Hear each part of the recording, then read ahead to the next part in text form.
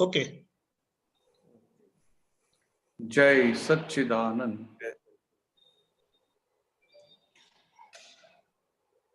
नमो वितरागाय, नमो वितरागाय, नमो अरिहंताणम, नमो अरिहंतानम, नमो सिद्धाणम, नमो सिद्धानम, नमो आयरियाणम, नमो आयरियानम, नमो वज्जायाणम, नमो वज्रायानम, नमो लोए सव्व साहुनम, नमो लोए सव साहुनम, ऐसो पंचन मुक्कारो, ऐसो पंचनमुक्कारो, सव्व पावपणासनो, सव पावपनासनो, मंगलाणम च सव्वेसिम, मंगलानम च सव्वेसिम, पद्मं हवै मंगलम। पद्मं हवै मंगलम। ओम नमो भगवते वासुदेवाय, ओम नमो भगवते वासुदेवाय, ओम नमः शिवाय। ओम नमः शिवाय। जय सच्चिदानंद। जय सच्चिदानंद।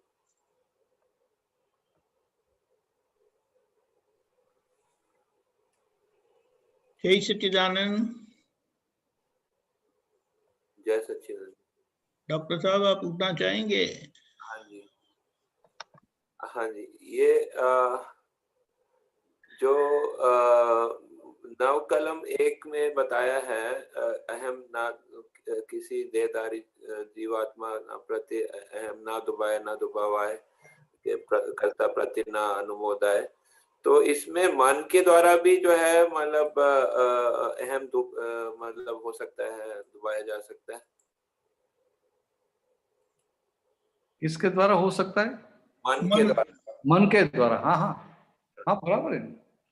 मन के द्वारा भी अहम मतलब हम अपने विचार द्वारा भी जो है मतलब किसी का अहम दुबाया जा सकता है। तो विचार से भी होता है ना, मन के लेवल से। मानो किसी ने आपका ईगो हर्ट किया तो आपको भीतर कितना चलेगा? नहीं, हमारे विचार से किसी का अहम हर्ट हो सकता है, ऐसे हो सकता है। हाँ, हो सकता है। अच्छा, किसी ने आपका नुकसान किया तो आपको भीतर कैसा चलेगा? और मैं भी देख लूंगा, हाँ छोड़ूंगा नहीं उनको। हाँ जी। ऐसा कि कोई आपका ईगो हर्ट करता है या आपका अपमान कर दिया तो भी क्या होगा? मन के लेवल पे बहुत कुछ चलेगा। हाँ, बाहर वाणी में आएगा नहीं आएगा, वो मन के लेवल पे भी चलेगा। तो हमारे मन में अगर कोई किसी के प्रति क्रोध आ गया तो ये नवकलम मतलब ये सही नहीं पालन हुई है, ऐसा है? नहीं, सही पालन का मतलब क्या है? देखो कश्यप जी, आप एक बात समझ लो, सही पालन का मतलब क्या है कि मन में जो विचार आते हैं वो आपके कंट्रोल में है। नहीं, वो फाइल 1 के हो। आपकी वाणी जो निकलती है वो आपके कंट्रोल में है। नहीं।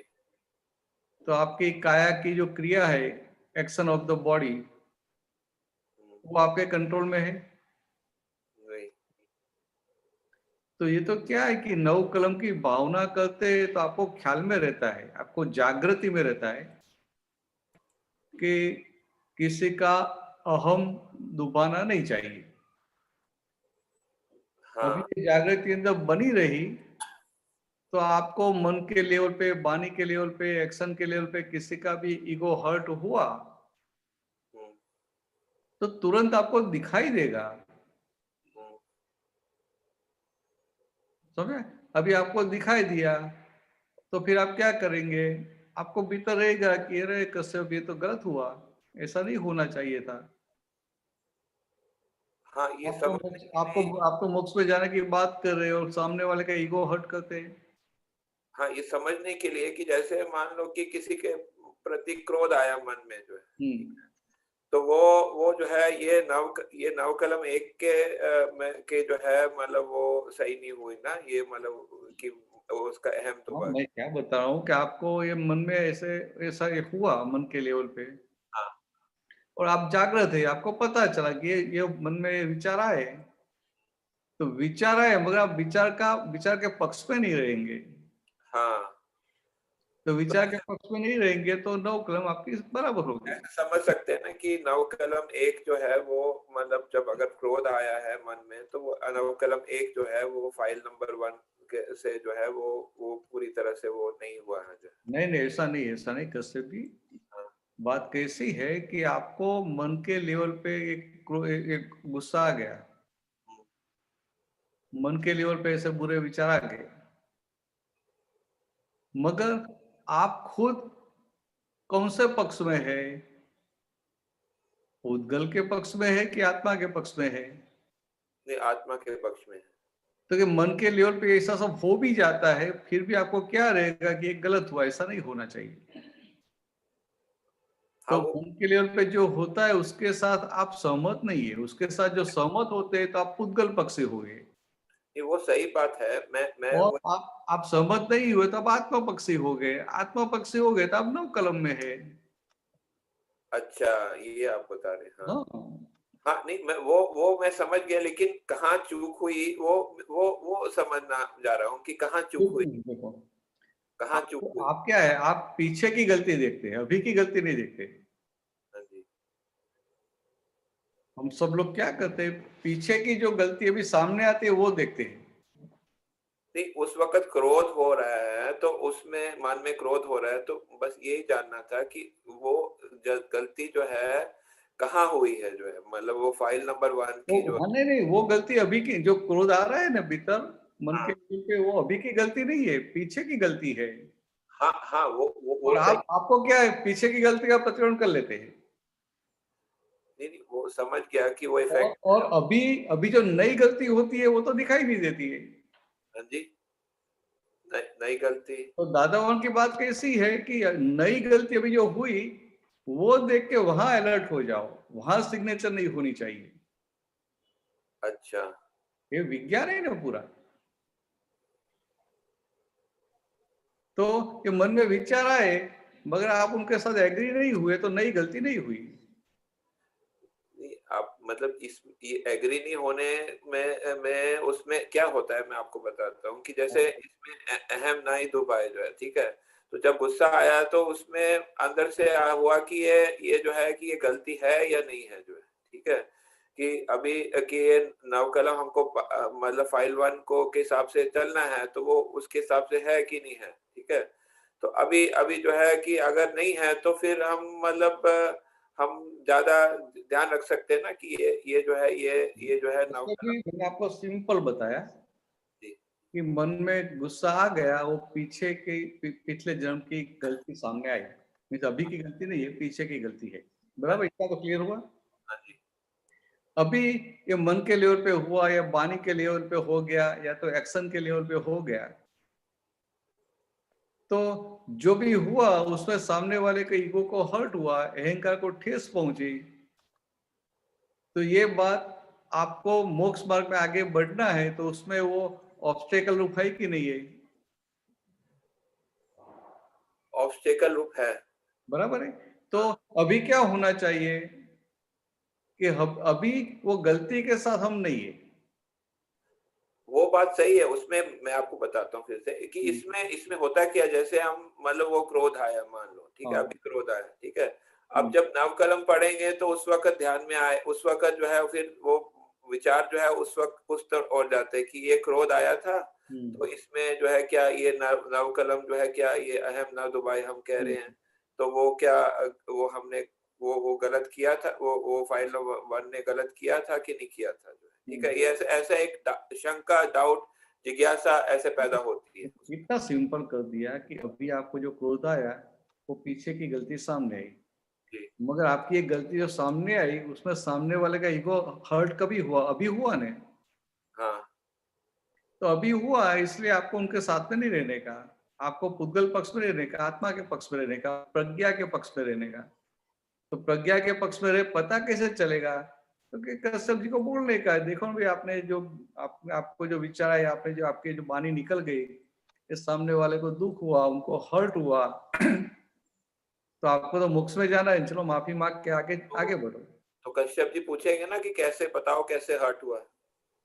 वो तो पता नहीं चलता है आपको सामने वाले हर्ट होता है तो। नहीं, अब जब डिटेल पूछेंगे आप पिताजी के साथ, मदर के साथ कुछ भी डीलिंग करते हैं और उनकी बात नहीं मानते हैं,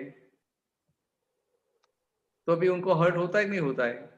नहीं, वो होता है, लेकिन एक जनरल रूप में पता चलता है। लेकिन अब जो है, अब कश्यप जी अगर डिटेल पूछे तो क्या बोलने का मतलब कि भाई ये जो है, आप मतलब उसका एक्सप्लेनेशन पूछे तो बताना चाहिए कि नहीं बताना चाहिए? आप मुझे बताइए। पूछे तो बताने का, हाँ, तो वही तो मैं आपको पूछ रहा हूँ ना कि उसका पूछे तो बताने का, मगर बात क्या है कि आप जब एक्सप्लेनेशन देने के लिए जाते हैं तो आपको भीतर क्या रहता है कि मैं सही हूं। हाँ जी। समझा? प्रॉब्लम ये होता है कि भीतर क्या है, मैं सही हूं, इसलिए हम एक्सप्लेनेशन देने के लिए जाते हैं कि ये संजोग में ऐसा ऐसा हुआ था, ऐसा नहीं था, मगर ऐसा हुआ था। तो व्यवहार से इस तरह से एक्सप्लेनेशन देने के लिए जाते हैं। हाँ, और ज्ञान कैसी बात है कि एक्सप्लेनेशन देते हैं, मगर ये जो हो गया तो उसमें सामने वाले को भी करता नहीं देखते और खुद भी करता नहीं होते, और बाद में सामान्य भाव से एक्सप्लेनेशन देते हैं। नहीं नहीं, ऐसे मतलब ऐसे नहीं होता है कि मगर ऐसा होना चाहिए, ऐसा। नहीं, मतलब जब जब मतलब जब नव कलम पढ़ते हैं, ठीक है, हाँ। तो ऐसा होता है कि भाई मैंने मतलब कि ये क्वेश्चन आता है जो है, ठीक है, क्वेश्चन आता है कि गलती किया कि नहीं किया। अब हम बताते हैं कि हाँ गलती किया, तो फिर दूसरा क्वेश्चन आता है कि डिटेल कैसे है, ये बताए, ठीक है। तो क्वेश्चन का फिर आंसर करना चाहिए कि नहीं करना चाहिए? मुझे समझ में नहीं आया, फिर बताओ। अभी जैसे क्रोध आया, ठीक है, हाँ। अब हाँ। उसके बाद जो है नव कलम पढ़ते हैं, ठीक हम्म। है। तो नव कलम पढ़ते टाइम जो है वो आता है कि भाई ये जो है क्रोध आया था, तो ये जो है यहाँ पर इस उस वक्त ध्यान में आता है कि ये गलत हुआ था, ठीक है। हाँ गलत हुआ था, ठीक है, उसमें ये जनरल जो है एग्री हो गया, ठीक है। अब नेक्स्ट आता है कि भाई आप उसमें डिटेल बताओ कि क्या कैसे गलत हुआ था, इसमें इसमें क्या, ये क्वेश्चन जो पूछा है, ठीक है, कि मन का जो है ये अहम दबाता है कि नहीं दबाता है, ठीक है। तो उसमें डिटेल जानने का मतलब अंदर जिज्ञासा होता है, ठीक है। वो तो वो क्या है, अभी आपको ग्रॉस लेवल में रखने का अच्छा। कि सामने वाले को दुख हुआ, हम्म, अच्छा। उनका ईगो हर्ट हुआ, उनको दुख हुआ। हाँ, अच्छा, डिटेल में जाने का जरूरत वो नहीं है। अभी डिटेल्स में कहाँ जाएंगे? अच्छा। वो सब डिटेल्स में जाएंगे ना तो फिर हमें जो उनको निर्दोष देखने का है, शुद्धात्मा देखने का है, वो सब रह जाएगा।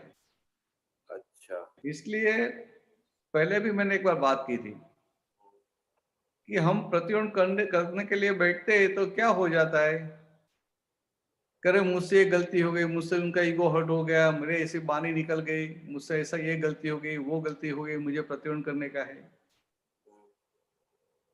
तो मैंने बात की थी, आपको जो याद है तो, हाँ जी। क्योंकि आपको मुझसे गलती हो गई तो गलती की शुरुआत वहां से होती है। अच्छा। हाँ? ये जागृति कितनी डीम हो गई कि आपको लगा मुझसे गलती हो गई। हम्म, सही में कैसा होना है, नहीं मैं शुद्ध आत्मा हूं, ये कश्यप से गलती हुई, मैं तो शुद्ध आत्मा हूं। अच्छा। और फिर कश्यप जी से बात करने का, फिर देखो ना आपको जाना है मोक्ष में, और आपका ये भरा हुआ माल कैसा निकलता है कि सबको दुख हो रहा है। तो फिर कश्यप को भीतर एक पछतावा रहेगा कि ये गलत हुआ, ये गलत हुआ। मतलब उस वक्त सिर्फ जो है मतलब वो जब अगर नवकलम के समय ये ध्यान आए और ये सब मतलब खड़ा हो, तो क्या मतलब सिर्फ मतलब क्या करना चाहिए उस टाइम? ये थोड़ा सा। हाँ, ऐसा ऐसा नव क्रम की आप जब भावना करते हैं, आपको ऐसा कुछ दिखाई दिया कि जहाँ ये कश्यप जिसे किसी को हर्ट हुआ है, तो जो हर्ट हुआ तो सबसे पहले तो क्या होगा कि नहीं ये हर्ट हुआ, ये गलत हुआ। हम्म, फिर उनको ज्यादा दुख हुआ है तो उनके भीतर शुद्धात्मा भगवान देख के भगवान की माफी मांग लेने की, प्रतिबंध कर लेने का, और और नहीं। प्रतिबंध करके फिर आगे बढ़ने का, वहां बैठे नहीं रहने का। अच्छा, वहां पर अगर वो क्वेश्चन आए तो, डिटेल का क्वेश्चन आए तो क्या बोलने का, ये मैं पूछता हूँ। नहीं, क्वेश्चन क्यों आए, हमें आगे बढ़ना है ना। हाँ। सोचना हमें आगे बढ़ना है। हाँ। कश्यप जी को कितना बताने का, भाई आपको इतना समझ में आता है कि सामने वाले को हर्ट हुआ, हाँ तो हुआ, हुआ, तो कोई बात नहीं, अभी माफी मांग के आगे बढ़ो, आगे बढ़ने। वहां रुक मत जाओ, गो अहेड। अच्छा, ये संजोग के साथ आगे बढ़ते रहो। दूसरा ये हम एक संजोग को पकड़ के बैठ जाते हैं तो फिर आगे बढ़ नहीं पाते। दूसरा जब ये समझ में आता है कि जैसे विधि करते हैं, चरण विधि करते हैं, नवकलम विधि करते हैं, तो उस वक्त उस समय विचार आता है थोड़ा, जैसे आपने बताया था कि वो हर एक अक्षर को पढ़ना जो है ना। तो जैसे कोई व्यक्ति ही आ जाता है उस टाइम जो है, तो आपने बोला कि जो है विचार आए या कोई व्यक्ति आए तो उसमें आप दोबारा उसमें उसमें चित्त हट गया तो वापस चित्त को लाने का उसमें आपने बोला था। तो अभी अभी इसमें वैसे करते साथ में शक्ति भी मांग सकते हैं कि भाई हमारी चित्त हाजिर रहे, अगर मालूम हट जाता है तो। हम मांग सकते हैं, अच्छा, कोई प्रॉब्लम नहीं, मांगो ना। हाँ मैंने ये मतलब ये आपने जैसे बोला था ना तो मैंने किया, तो इसलिए मैंने शक्ति मांगता हूँ तो उसमें थोड़ा हेल्पिंग होता है, मतलब चित्त को वहां फोकस हाँ करने। बराबर है, हेल्पिंग होता है तो शक्ति मांगने का। वो ये अच्छा, अपना क्या है, देखो कश्यप जी कैसी बात है, अपना आलोचना प्रतिक्रमण प्रत्याख्यान है। आलोचना प्रतिक्रमण प्रत्याख्यान, हाँ, इस भूल का स्वीकार, भूल का रियलाइजेशन, फिर भूल की माफी प्रतिक्रमण, और प्रत्याख्यान, फिर कभी ये भूल करना नहीं है। जी, तो ये जब आप कहते हैं भगवान को, दादा भगवान को, कि मुझे ऐसी शक्ति तो फिर से भूल ना हो, तो आपका ये निश्चय ही होगा कि फिर से गलती करना नहीं है। हाँ, नहीं वो अलग नहीं करके मतलब विधि में भी थोड़ा ऐसे भावना कर लें कि भाई मेरे को शक्ति दीजिए अब चित्त। विधि विधि में कंप्लीट दादा भगवान ने जो दिया है ना, इट्स अमेजिंग। हाँ जी, पूरा चारों ओर से कवर कर लिया, कहीं भी लूप होल रखा नहीं है। जी, ये तो क्या हमें समझ में नहीं आता है तो हम थोड़ा कर लेते हैं, थोड़ा छोड़ देते हैं। जैसे मतलब कि चित्त हटने लगता है तो शक्ति मांग ले तो चित्त फिर आ जाता है वापस जो है कि भाई हाँ हाँ, उस वक्त तो ये तीनों है, आलोचना, प्रतिक्रमण और प्रत्याख्यान। प्रत्येक। मीन्स भूल का स्वीकार, जी, भूल जो गलती हुई उनको हम डिक्लेयर करते, गुरु के पास, भगवान के पास, भीतर के दादा भगवान के पास, वो आलोचना हो गई। तो आलोचना कब होती है, सबसे पहले भूल का स्वीकार होना चाहिए, स्वीकार होना चाहिए। भूल का रियलाइजेशन कि नहीं ये गलती हुई। चित्त हट गया, वो गलती हुई है जो है, हाँ, वो हद की बात जाने तो गलती हुई है। गलती हुई। अच्छा, अब गलती हुई मीन्स वो डिपार्टमेंट हो गया गलती का, अच्छा, और साथ में आपको लक्ष्य में है कि ऐसी गलती नहीं होनी चाहिए, जी, नहीं होनी चाहिए, मगर हो गई तो अभी क्या करने का, तो माफी मांग लो, प्रतिक्रमण। प्रतिक्रमण। और फिर आगे के लिए, तो क्या आगे के लिए ये प्रत्याख्यान, कि फिर से ऐसी गलती मैं कभी भी नहीं करूंगा, ऐसा निश्चय करता हूँ, और हे दादा भगवान आप मुझे ऐसी शक्ति दे। तो आगे के लिए वो सील हो गया, जी, तो आगे गलती नहीं होगी, आपका प्रत्याख्यान बराबर अच्छी तरह से होगा। जी, प्रत्याख्यान आपका अच्छी तरह से हो गया तो फिर आगे गलती होने का संभव कम हो जाएगा, जी, सही है। और ऐसे करते करते आपकी गलतियां कम होती जाएगी, जी, और फिर आपकी जब अंतिम गलती निकल जाएगी, जी, तभी ये केवल ज्ञान एब्सोल्यूट स्वरूप खुला हो जाएगा, जी, तो आपकी पूर्णाहुति हो गई। सही है। तो कितनी कितनी अद्भुत बात दादा ने एक सामान्य भाव से दे दिया नहीं, कि सही है। बस आप इतना करो, जी, मगर साइंस के रूप में दिया है तो इतना भी किया, मगर वो रिजल्ट आपको केवल ज्ञान तक लेके जाता है, सही है, सही है। इसलिए बहुत बड़ा आश्चर्य है। जी, समझ गए। क्या ना, इसलिए बहुत बड़ा आश्चर्य है। एक और मैं पूछ मतलब सकता हम हूँ? बात छोटी छोटी बताते हैं जी, बताएं। और हम सुनते तो हमें लगता है तो वेरी सिंपल, इसमें क्या है, जी, मगर दादा ने बताया, आपने पकड़ लिया, तो फिर दादाजी का वचन बोले इतना काम करेगा कि वो आपको केवल ज्ञान तक लेके जाएगा। नहीं, सही है, समझ गया। ये समझ गए? क्या पूछ रहे थे, बोलिए। हाँ, एक और पूछना चाहता हूँ। राजीपो में लिखा हुआ है मूर्त अमूर्त मोक्षनी ज्ञान भक्ति प्रातु। इसका थोड़ा अर्थ समझ आ दीजिए, समझ नहीं आया। मूर्त अमूर्त मोक्षनी ज्ञान भक्ति प्रातु, इसका क्या बोले? मूर्ता मूर्त મૂર્ખ એક રાજીપામાં છે ને, કાઢું છું 1 મિનિટ. हाँ हाँ हाँ हाँ ये है ना, मूर्त अमूर्त मोक्षनी ज्ञान भक्ति प्रार्थु, मूर्त अमूर्त मोक्षनी तंदुरुस्ती प्रार्थु, हाँ आसिद्ध मंदिर नी तंदुरुस्ती प्रार्थु, दादा दादा बोलता ना थाकू। ये मूर्त, पहला लाइन जो है ना वो समझ नहीं आया मुझे। मूर्त अमूर्त मोक्षनी ज्ञान भक्ति प्रार्थु, ज्ञान भक्ति क्या होता है? मूर्ता मूर्त हाँ, तो क्या मूर्त कहना चाहते हैं? मूर्त और अमूर्त। जी। मूर्त में से जो आंख से दिखाई देते ऐसी मूर्ति। हाँ जी। तो दादा भगवान का जो देव मंदिर वो मूर्त हुआ। जी। एम पटेल मूर्त हुआ। अच्छा। और एम पटेल के भीतर जो अमूर्त है वो अमूर्त हुआ। अच्छा। तो मूर्ता मूर्त मोक्ष।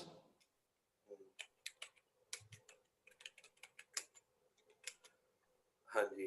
अभी ख्याल में? नहीं, तो आगे बताएं। तो मूर्त अमूर्त तो समझ में आया, मोक्ष नहीं ज्ञान भक्ति मतलब मोक्ष समझ नहीं आया। मोक्ष आप कैसे है? आप एम पटेल ज्ञानी पुरुष कैसे है कि मूर्ता मूर्त, मूर्त और अमूर्त मोक्ष स्वरूप है। अच्छा, मोक्ष स्वरूप है। तो अभी मुझे क्या करना चाहिए? आपने जो ज्ञान बताया वो ज्ञान की भक्ति करता रहूं। ज्ञान की भक्ति क्या मतलब होता है? आप 5 आज्ञा में रहते हो, ज्ञान की भक्ति हो गई। अच्छा। ज्ञान की भक्ति इनका मतलब ये नहीं कि आपने फूल चढ़ाए या दिया किया, ऐसा नहीं। हाँ जी। अच्छा। आपको जो ज्ञान दृष्टि की प्राप्ति हुई, जी। उनकी भजना वो ज्ञान भक्ति हो गई। ज्ञान दृष्टि की भजना। तो 5 आज्ञा मिली तो 5 आज्ञा में रहते तो ज्ञान भक्ति हो गई। जी। उसमें तो अपना क्या बोलते? मूर्ता मूर्त, ये मूर्त और अमूर्त दोनों। जी। क्योंकि भीतर जो अमूर्त है वो व्यक्त मूर्ति से होता है। जी। वो देह से मुक्त मूर्त व्यक्त होता है ना। जी। जी। दादा भगवान का जो मुक्त हास्य था, जी।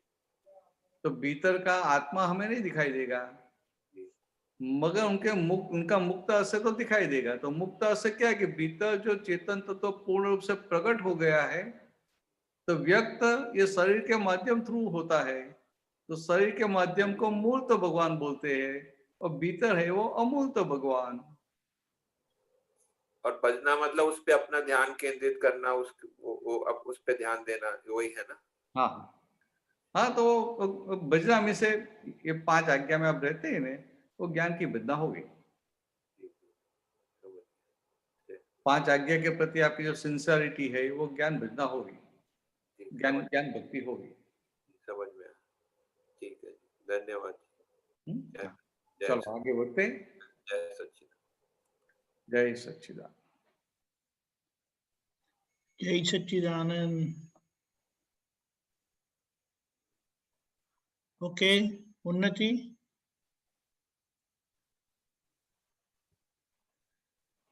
वन मिनट, अनम्यूट करो. जय सच्चिदानंद.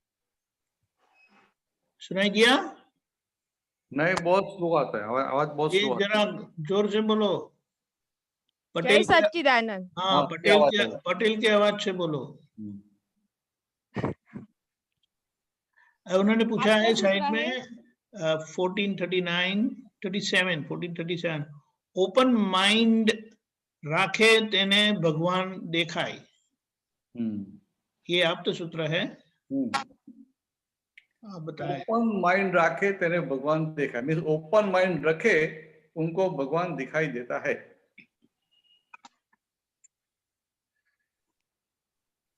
ओपन माइंड का मतलब क्या हुआ? ओपन माइंड, खुला मन, मीन्स आपके पास कोई डिजाइन नहीं है, और डिजाइन नहीं है तो आप मुक्त रहेंगे, और आप मुक्त रहेंगे तो आपके भीतर का भगवान भी व्यक्त होता जाएगा और आपको सब जगह भगवान दिखाई देंगे। डिजाइन अगर क्या है कि हमारा माइंड मुक्त नहीं होता है, सब जगह हमें वो क्या होता है कि पूर्वग्रह, ओपिनियन, वो सब होता है ना, तो मुक्त नहीं रह पाते हैं। और दादा भगवान का कैसा था कि कोई भी व्यक्ति दादा भगवान के पास आया तो दादा को कभी भी वो करता नहीं दिखाई देता था, इसलिए वो कुछ भी करे दादा को प्रॉब्लम ही नहीं होता था। तो वो खुद संपूर्ण मुक्त रह पाते थे, और खुद मुक्त रहते थे तो वो मन से भी मुक्त रहते थे, तो मन भी उनका नॉर्मल चलता रहता था। तो ये ओपन माइंड, किसी भी प्रकार का प्रिजुडाइज नहीं। पर हमको ओपन माइंड कैसे रखना है? नहीं, इतनी बात ही समझने की कि किसी भी, ये नहीं बात समझ, किसी भी प्रकार का प्रिजुडाइज नहीं। पर आपको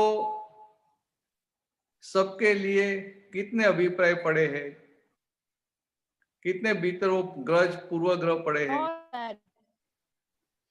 बहुत सारे पढ़े। हाँ, तो ये सब क्या है, तो ये सब की वजह से ओपन माइंड नहीं होता है। जब आप उनके साथ डीलिंग करें तो पहले, सबसे पहले आपको क्या रहेगा, अगर ये आदमी तो ऐसा है। और ज्ञान क्या बोलता है कि उनका सामने वाले का मन वचन काया व्यवस्थित के अधीन है। तो आज वो जो कर रहा है कल भी वैसा ही करेगा, इसका कोई गारंटी है? नहीं है। कल उनका व्यवस्थित बदल गया तो आज जो आपको गलत लगता है कल वो सही भी लग सकता है।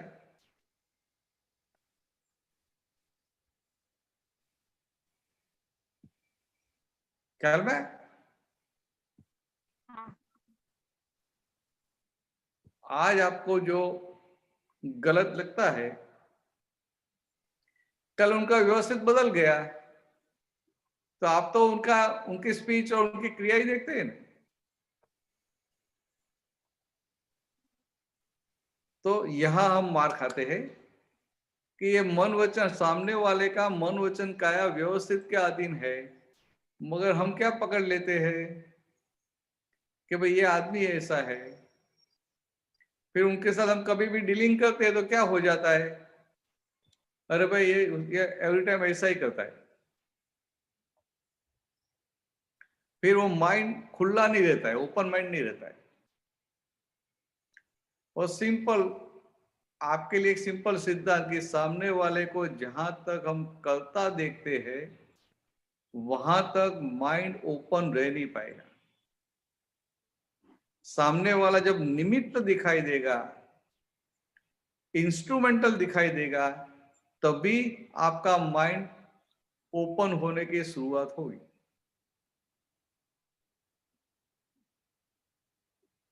ख्याल में? तो अभी हाँ। देखिएगा कि कहाँ कहाँ मुझे किसी के लिए ओपिनियन है, गर्जिश है, अभिप्राय है, पूर्वग्रह है। और जहां भी अभिप्राय है, पूर्वग्रह है, वहां देखने का कि उसने ऐसा ऐसा किया, उसने खुद ने किया कि व्यवस्थित ने करवाया। तो ज्ञान तो स्वीकार करेगा नहीं कि व्यवस्थित ने करवाया, क्योंकि ज्ञान की ऐसी बात करेंगे तो बुद्धि को स्वीकार करना पड़ेगा, नहीं बराबर है, व्यवस्थित ने करवाया। तो व्यवस्थित ने करवाया तो व्यवस्थित कायम एक सरीखा आता है, तो नहीं, व्यवस्थित तो बदलता रहता है। नहीं।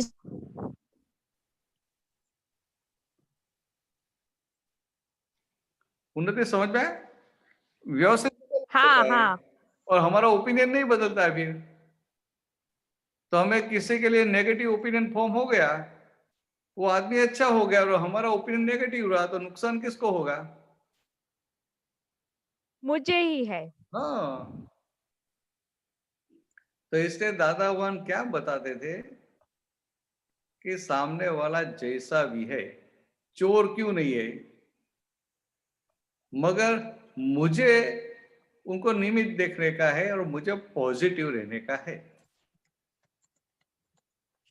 दादा भगवान का ही एग्जाम्पल लो कि दादा भगवान के कोट में से वो पैसा उनका एक भतीजा निकालता था, तो दादा ने देखा कि ये ऐसा इस तरह चोरी कर रहा है, तो दादा भगवान उनके लिए ओपिनियन फॉर्म किया कि ये आदमी ये चोरी कर रहा है, तो नहीं, जरा भी नहीं। नहीं दादा ने देखा ये तो व्यवस्थित है। फिर सामने पॉजिटिव विजन देखो कितने पॉजिटिव है।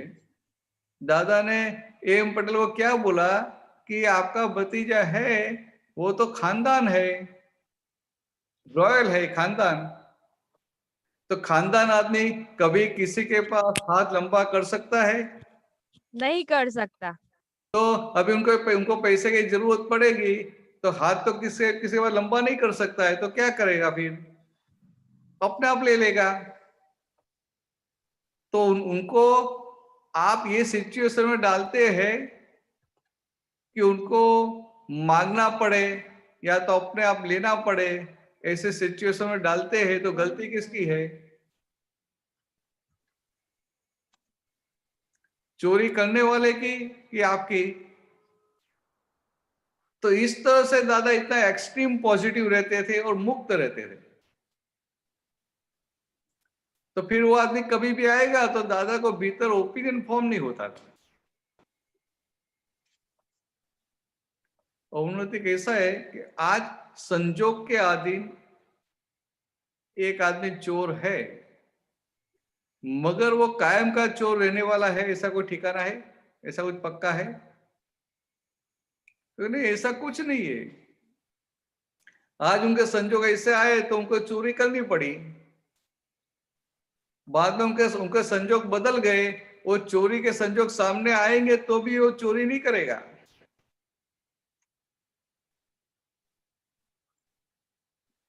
और मैंने तो उनके लिए ओपिनियन फॉर्म कर दिया, नहीं ये आदमी तो चोर है, तो क्या होगा, नुकसान किसको होगा? मुझे ही होगा। तो ये दादा की जो बात है ना, ओपन माइंड, तो कहीं कोई भी जगह से उनका माइंड वो जकड़ नहीं जाता है, मन मुक्त रहता है, ओपन। तो जहां ओपन माइंड हो जाता है, बाद में भगवान के दर्शन होते हैं।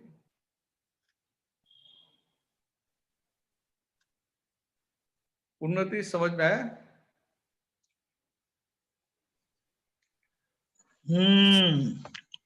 म्यूट हो जाता है। उन्नति समझ में आया? हाँ आया। चलो अच्छा। और तो प्रश्न कि आगे बढ़े? क्या? और कोई प्रश्न है? नहीं है।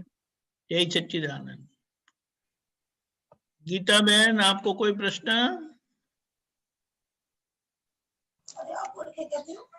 जय सच्चिदानंद। जय सच्चिदानंद।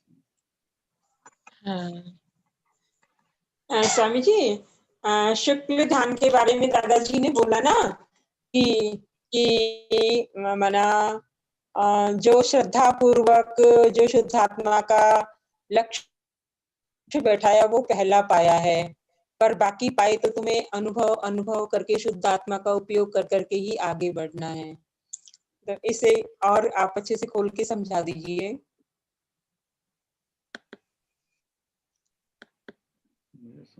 आवाज आ गई थी आपको? नहीं, आपकी आवाज ब्रेक हो रही थी। ब्रेक हो रही थी? हाँ, फिर बोलिए। हाँ, ऐसा बोला दादाजी ने, ये बोला था कि माना जो शुद्ध आत्मा का जो लक्ष्य बैठाया था, हाँ, वो श्रद्धा पूर्वक, माना श्रद्धा में जो लक्ष्य बैठा तो वो पहला पाया है, लेकिन तुम्हें दूसरे तीसरे चौथे स्पष्ट वेदन तक तुम्हें माना उसका उपयोग अनुभव में लेकर आना ही आना पड़ेगा। शुक्ल ध्यान का पाया ऐसा बोलते हैं, ये शास्त्र की है कि कि शुक्ल ध्यान के जो 4 पाए हैं, तो ये हमें जो अस्पष्ट अनुभव हुआ, हमें जो भान हुआ कि मैं शुद्धात्मा हूं, वो क्या है? तो कि दादा की कृपा से हमें ये अनुभव हुआ। हाँ बराबर, हमारे पुरुषार्थ से नहीं, हाँ कृपा से। हाँ तो कृपा से ये अनुभव हुआ, अभी हमको आगे बढ़ना है। हाँ हाँ कारण क्या है? दादा ने इस तरह से बताया कि आपको ये भान हुआ कि मैं शुद्धात्मा हूं। तो पहले जो भान था कि मैं भरत हूं, ऐसी श्रद्धा पक्की बैठी हुई नहीं, मैं भरत ही हूं, उसकी जगह अभी क्या पक्का हो गया? नहीं, मैं तो शुद्ध आत्मा हूं, कुछ भी हो जाए तो भी मैं शुद्ध आत्मा हूं। तो ये अभी हमें ऐसे स्टेज बता दिया कि प्रतीति, लक्ष्य और अनुभव, है ना? प्रतीति, लक्ष्य और अनुभव, तो ये 3 स्टेप में हमें बिठाया। तो ये जो लक्ष्य में रहता है कि मैं शुद्ध आत्मा हूं, क्या हुआ कि वो शुक्ल ध्यान हुआ, शुक्ल ध्यान। मगर वो शुक्ल ध्यान का कौन सा पाया है? First step. फर्स्ट स्टेप का मतलब क्या है कि ये अस्पष्ट अनुभव है, अस्पष्ट अनुभव, नॉट डिस्टिंक्ट, अस्पष्ट अनुभव। फिर बाद में स्पष्ट अनुभव,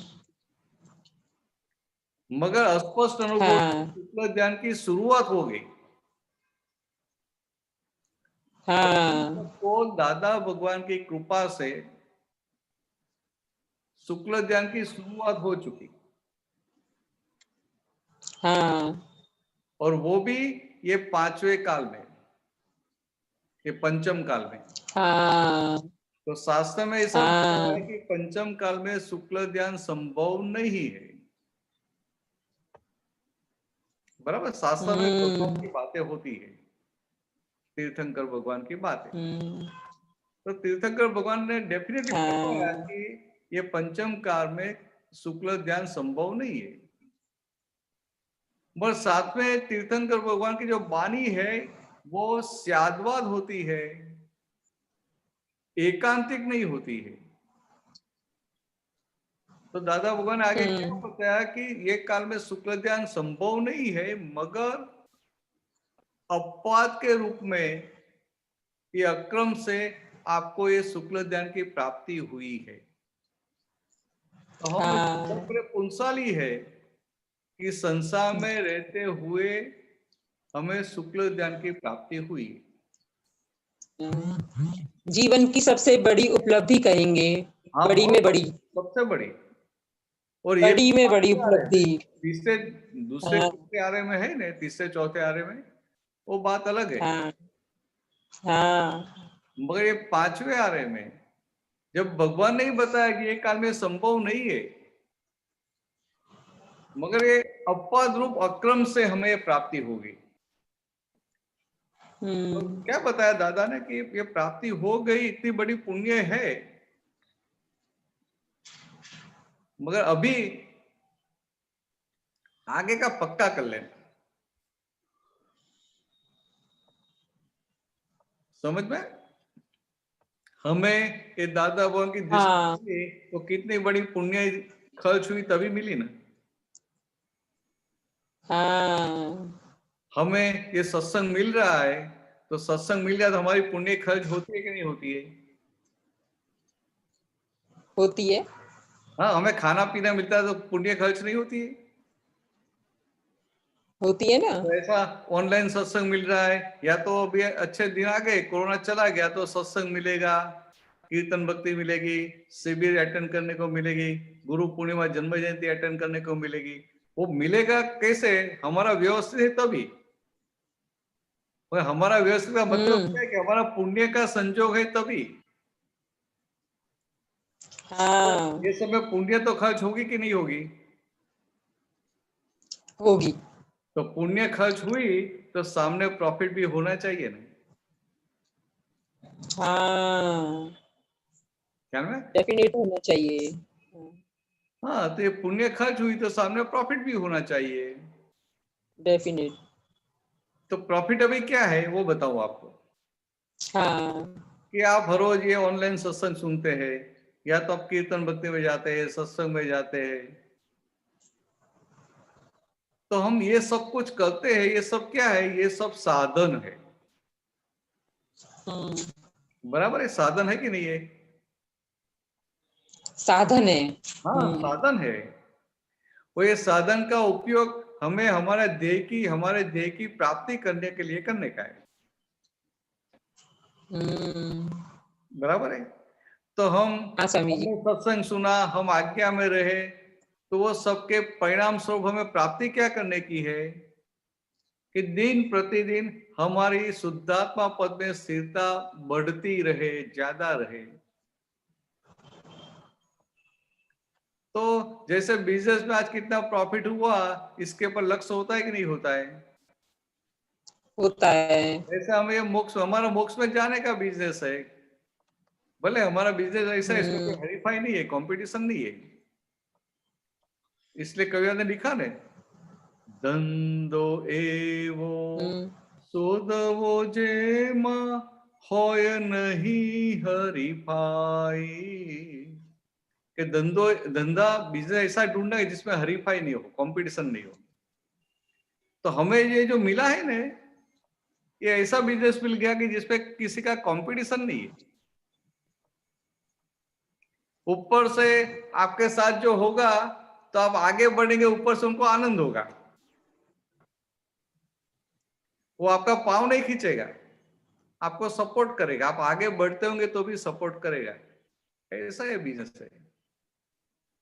तो क्या बताया कि हम ये सब जो साधन का प्रयोग करते हैं, तो उनके फल स्वरूप हमारी दिन प्रतिदिन शुद्धात्मा पद में स्थिरता बढ़ती है। हम 5 आज्ञा में रहते हैं तो उनके फलस्वरूप क्या आता है कि हम शुद्धात्मा में ज्यादा रह पाते हैं। पहले छोटे छोटे संजोग में वो स्थिरता डगमगाती थी, अभी वो स्थिर रहता है, वो स्थिरता रहती है, तो वो प्रमाण हो गया कि हम प्रॉफिट कर रहे हैं, कमाई कर रहे हैं। तो इतना ध्यान में रखना कि अभी दादा मिले हैं, दादा भगवान की दृष्टि मिली है, तो प्रॉफिट करना है। और ये बिजनेस वन वे प्रॉफिट का है, इसमें लॉस किसी प्रकार का नहीं है, सिर्फ प्रॉफिट ही है।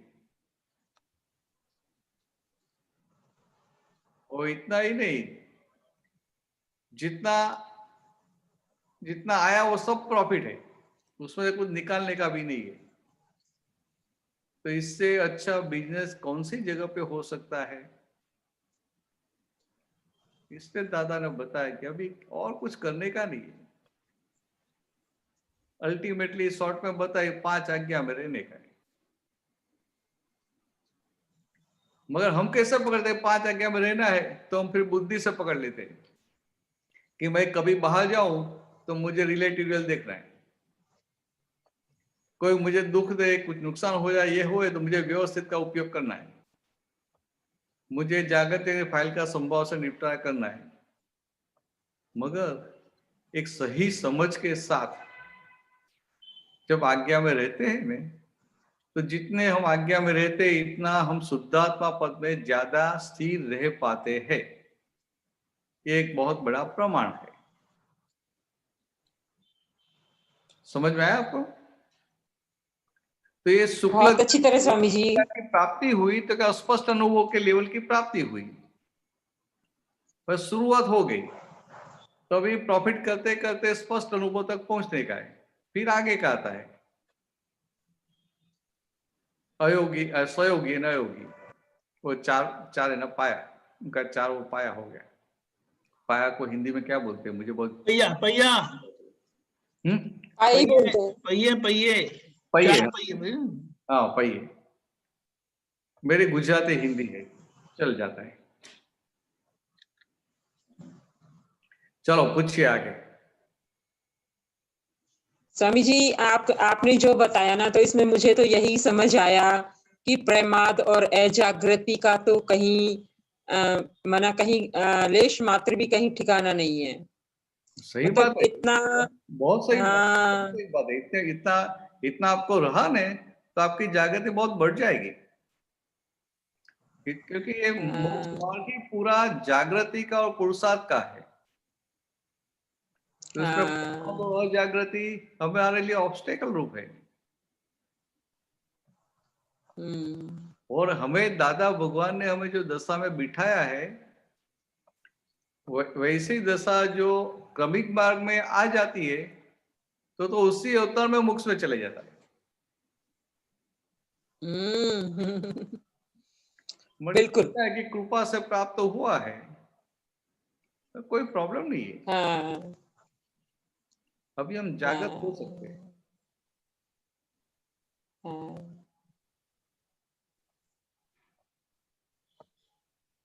अनुभव को तो खुला करना ही करना पड़ेगा, अनुभव में तो रहना ही रहना पड़ेगा।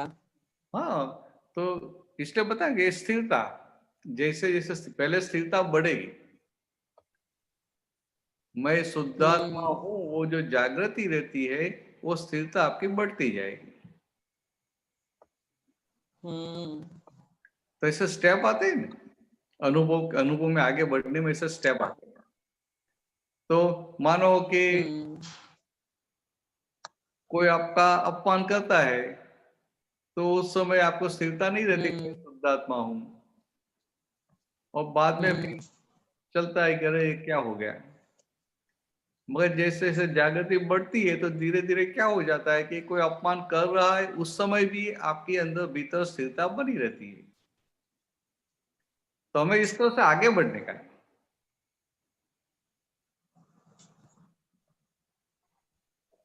हम्म। और ये ठीक है सत्संग स्वामी जी। सत्संग हम करते इसके लिए तो करते हैं, हमारी स्थिरता हाँ बढ़े इसके लिए। स्वामी जी हाँ आपने ये बात भी बहुत अच्छी बोली कि मतलब कितनी पुण्याइयों के बदले तो हमें ये श्रद्धा से मतलब कृपा का ज्ञान मिला, और यदि हमारी लापरवाही हो गई तो कहीं कोई ठिकाना नहीं। हम्म।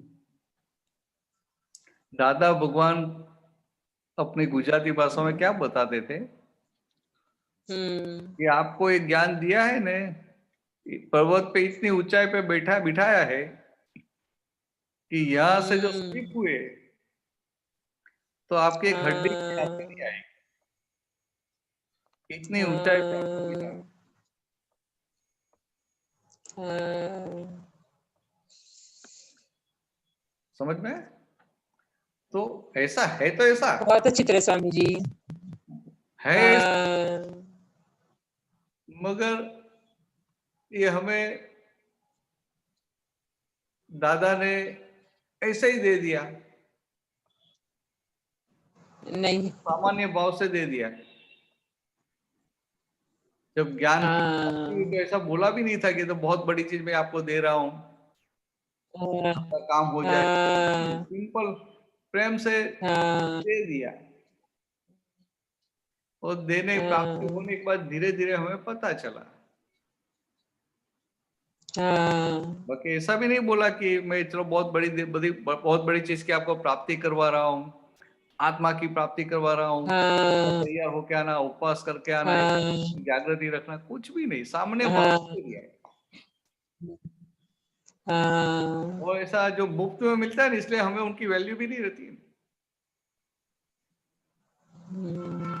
तो दादा भगवान व्यवहार से वैल्यू खड़ी कराना नहीं चाहते थे। दादा भगवान की क्या भावना थी कि आपको जो अनुभव में आए और फिर आपको वैल्यू हम्म पीछे खड़ी हो जाए, ऐसा होना चाहिए।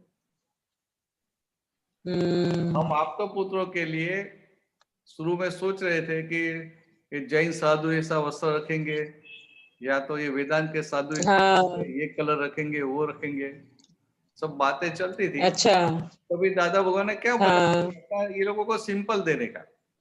तब ये जो ये हम्म है ना, तो कैसा ये हाँ लोग लगे कैसे ऐसा संसार इससे थोड़े अलग हो जाए,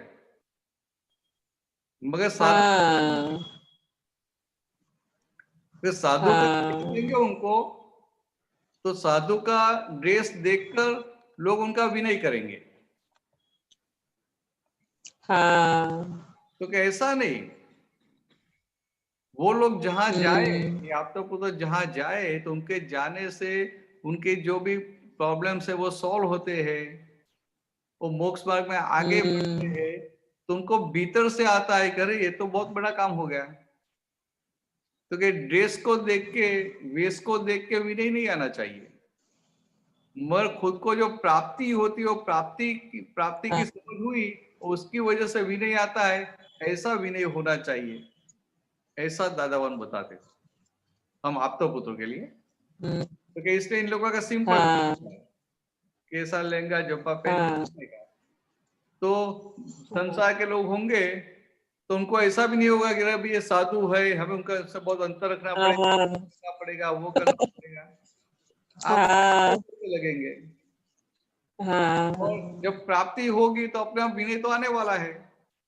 हाँ, ख्याल में हाँ, आप साधु का ड्रेस पहन के जाएंगे तो लोग आपसे दूर भी रहेंगे, हाँ, जो प्रॉब्लम है आपसे वो बात भी नहीं कर पाएंगे, और आप जो भी बात करें उनको हाँ हाँ बोलना पड़ेगा। हाँ, समझ में नहीं आया तो बोल भी नहीं पाएंगे, मुझे समझ में नहीं आया। हाँ, कुछ लोग डरेंगे भी। हाँ, और साधु का वेश पहन जाए फिर आप क्या बोलेंगे, अरे भाई दादा भगवान ने ऐसा बोला है, भगवान ने ऐसा बोला है। हाँ, हाँ, नहीं, ऐसा नहीं बोलने का। आप उनको हाँ, जो भी व्यवहार का प्रॉब्लम है तो ज्ञान को उनको ऐसा हाँ, सॉल्यूशन दे दो तो उनको श्रद्धा हाँ, मिल जाए। हाँ, या दादा उनकी बात बताई, एक बात बताई, इसमें मुझे इतना फायदा हो गया, हाँ, करके उनको फायदा हुए और श्रद्धा बैठे। हाँ। चलो आगे मैंने कहीं पढ़ा था कि मैंने कहीं पढ़ा था कि भगवान गृहस्थ में ही प्रकट होते हैं। तो आपका वेश जो है ना, मतलब दादाजी भी भगवान कहीं गृहस्थ में ही प्रकट होंगे, अन्यथा कहीं ना ढूंढना। ऐसा मैंने कहीं पढ़ा था बहुत दिन पहले, वही आज याद आ रहा है। और फिर जो आप वेशभूषा की भी बात कर रहे हैं, तो आप गृहस्थ जैसी वेशभूषा ही है। हम लोग कुर्ता पजामा आप जैसा पहनते हैं।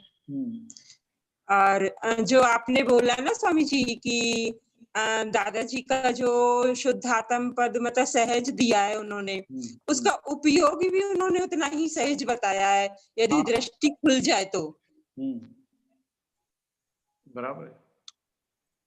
हाँ, तो एकदम सही बात है। अच्छा आपको समझ में आ गया है। हाँ, क्योंकि ये उपयोग क्या चीज है, हम जब उपयोग सुनते हैं ना तो हमें लगता है कि हाँ, आत्मा का उपयोग तो फिर भीतर विकल्प खड़ा हो जाता है बुद्धि के लेवल पे कि आत्मा का उपयोग क्या होगा, कैसा होगा, ये शुद्ध उपयोग क्या होगा, कैसा होगा। हाँ, हाँ, सिंपल उपयोग का मतलब क्या है कि आपकी जो जागृति है वो जागृति को एक जगह कंसंट्रेट करना, उनको उपयोग बताया। हाँ, अभी वो व्यवहार की जागृति है या आत्मा की जागृति है? हाँ, व्यवहार की जागृति तो व्यवहार का उपयोग हो गया, और आत्मा की हाँ, तो आत्मा का उपयोग हो गया। हाँ, जैसे आपके पास आपको वो पैसा दे दिया, हाँ, आपके फादर ने आपको, आपके हस्बैंड ने आपको पैसा दे दिया, थप्पी दे दिया, और बस हाँ, गिन के फिर रख देना कपबोर्ड में, तो आप हाँ, तो उपयोग रहेगा कि नहीं रहेगा? रहेगा, आपकी जागृति उसमें स्थिरता के साथ जागृति रहेगी कि नहीं रहेगी? रहेगी। तो वो उपयोग हो गया। मगर वो कैसा उपयोग गया? संसार का उपयोग हो गया। वो उसी तरह से ये आत्मा का उपयोग, क्योंकि फाइल नंबर 1 जो जो कुछ भी कर रहा है तो मैं नहीं करता हूं, मैं शुद्ध आत्मा, ये फाइल नंबर 1 कर रहा है। तो क्या हो गया, वो आत्मा का उपयोग हो गया, मीन शुद्ध शुद्ध उपयोग। उपयोग, समझ में, शुद्ध उपयोग। बिल्कुल। हाँ, तो हमें शुद्ध उपयोग की प्राप्ति हो गई है। अभी वो जागृति स्थिर कहाँ होती है? जहां आपकी रुचि होती है वहां। तो आपकी पैसे में रुचि है तो वहां जागृति स्थिर हो जाएगी। तो वो तो अपना बिल्कुल। भरा हुआ माल लेके आए तो ठीक है, मगर जब सत्संग की बात आती है, आत्मा की बात आती है, तभी भी वो रुचि की वजह से क्या होता है, उधर सब स्थिर हो जाता है। तो वो शुद्ध उपयोग हो गया। ख्याल में आया? बिल्कुल। इतना आसान है। अभी आपको ये समझ में आ गया तो कहीं बाहर जाएंगे तो आपको रहेगा मैं शुद्ध आत्मा, वो सामने वाला भी शुद्ध आत्मा है, ये भी शुद्ध आत्मा है, शुद्ध आत्मा है, ऐसा सामान्य भाव से रहा तो क्या हो गया, वो आत्मा का उपयोग हो गया, तो शुद्ध उपयोग, शुद्ध। हो गया। तो शुद्ध उपयोग रखने में मेहनत है? बिल्कुल नहीं है, बिल्कुल ठीक नहीं है। तो ऐसे दादा भगवान की बात ऐसी है, इसलिए दादा भगवान को हाँ, कहते हैं कि आपको ऐसा मोक्ष दिया है कि खाते पीते हाँ, खाते खाते मोक्ष में जा हाँ, हाँ। मेहनत नहीं है, कष्ट, शुद्ध उपयोग के साथ। कष्ट नहीं है। तो हाँ, आपने जो बताया हाँ, कि मोक्ष खिचड़ी पकाने से भी आसान है। एक जगह पे दादा भगवान ने ऐसा बताया है कि खिचड़ी पकाने हाँ, से भी मोक्ष आसान है। हाँ, तो पहले तो मैं भी क्या समझता, नया नया आया था सत्संग में, दादाजी ऐसा बोलते थे तो मुझे लगता है दादाजी ने ज्ञान दिया, हमें मोक्ष दे दिया, तो उसमें मेहनत कहाँ है, हमें कुछ मेहनत तो है ही नहीं, हमने तो कुछ किया ही नहीं, आके बैठ ही गए थे और पता भी नहीं था कि ये ज्ञान है, मोक्ष का ज्ञान है कि आत्मा का ज्ञान है, कुछ पता था? पता भी नहीं था। जी, आए और बिठा दिया तो बैठ। हाँ, तो हमने क्या किया है, हाँ, तो बहुत आसान है, मगर दादा भगवान हाँ, वाक्य उनकी वाणी जो निकलती है ना, हाँ, बहुत बहुत बड़ा आश्चर्य है कि व्यवहार की बात भी निकलती है, हाँ, वो निश्चय सिद्धांत छोड़ते नहीं है। हाँ, तो बाद में समझ में आया कि दादा बोलते हैं कि मोक्ष मोक्ष की प्राप्ति करना खिचड़ी पकाने से भी आसान है। तो ऐसे खाना कुछ बनाना है तो खिचड़ी पकाना बहुत आसान लगता है ना सबको, कि छोटा बच्चा है, वो जो बच्चा है वो भी समझ आए खिचड़ी पकाना क्या करने का, और चावल लेने का, दाल लेने का, पानी डालने का, अंदर हल्दी डाल दिया, थोड़ा सॉल्ट डाल दिया और कुकर का 3 सीटी बजा दिया और बाद में हमको ठंडा होने दो तो खिचड़ी पक जाएगी। उसमें मेहनत क्या कहाँ है? लोग इस तरह से समझ जाते हैं कि दूसरा सब बनाने में खिचड़ी बनाना बहुत आसान है, ऐसा मोक्ष आसान है। बस दादा की सारी जी, बातें सैद्धांतिक होती है। तो दादा ने ऐसा क्यों बताया कि संसार में कुछ भी करना है वहां इगोइज्म चाहिए, अहंकार चाहिए कुछ भी करने के लिए। तो आपको खिचड़ी पकाना जी, है या खीर पकाना है तो भीतर इगोइज्म होगा, इगोइज्म की अहंकार की सिग्नेचर होगी तभी होगा ना। जी, तो आसान से आसान चीज है, वहां भी अहंकार चाहिए तभी उनकी अहंकार के कितनी बड़ी बात है। साथ में कार्य होगा। और मोक्ष जी, ऐसी बात है कि जहां अहंकार चाहिए ही नहीं, तो जहां अहंकार है वहां मेहनत है, और जहां अहंकार ही नहीं है वहां मेहनत कहाँ है? तो इसलिए दादा इतना रौब से बोलते थे कि खिचड़ी पकाने से भी आसान है, मगर हम ऐसे जड़ जैसे थे, मूर्ख थे कि दादाजी बोलते थे फिर भी समझ नहीं पाते थे। तो दादाजी इतने करुणा वाले थे, वो देखते भी थे कि ये लोग समझते नहीं है। फिर भी दादा की सबके लिए करुणा रहती थी। आया समझ में? बहुत अच्छे से आ गया। दादा की करुणा ही तो रही और करुणा ही है उनकी, करुणा ही करुणा ही करुणा है उनकी, चलो, सच में। 4 बज गए, टाइम हो गया है। हम्म। हाँ हो गया। और क्या बोलते हैं? हाँ,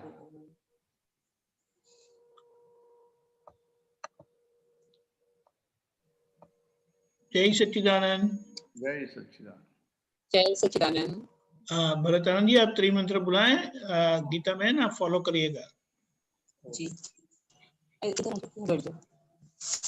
नमो वितरागाय, नमो वीतरागाय, नमो अरिहंताणम, नमो अरिहंताणम, नमो सिद्धाणम, नमो सिद्धाणम, नमो आयरियाणम, नमो आयरियाणम, नमो वज्जायाणम, नमो छायाणम, नमो लोये सव्व साहुणम, नमो लोए सव्य साहुणम, ऐसो पंचन मुक्कारो, ऐसो कंचन मुक्कारो, सव्व पावपणासणो, सव्य पावे पणासनो, मंगलाणम च सव्वेसिम, मंगलाणं च सव्येसिं,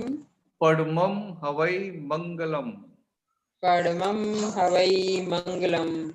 ओम नमो भगवते वासुदेवाय, ओम नमो भगवते वासुदेवाय, ओम नमः शिवाय, ओम नमः शिवाय। जय सच्चिदानंद। जय सच्चिदानंद।